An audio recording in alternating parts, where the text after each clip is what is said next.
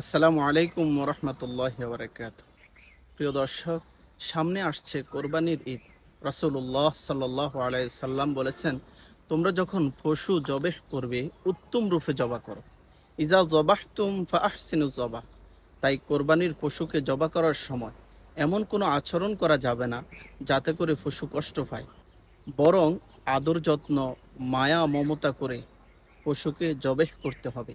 ব্যাপকভাবে যে বিষয়টি দেখা যায় সেটি হলো, কোরবানির পশুকে শোয়াবার পরে কোরবানি দাতার দীর্ঘ একটি লিস্ট পড়ে শোনানো হয়, যা মোটেও উচিত নয়।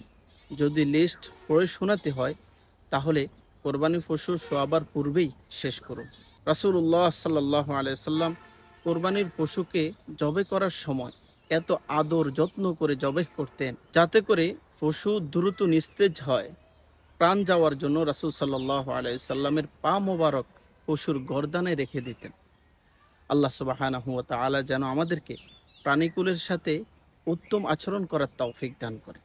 ওমা তৌফিকি ইল্লা বিল্লাহ।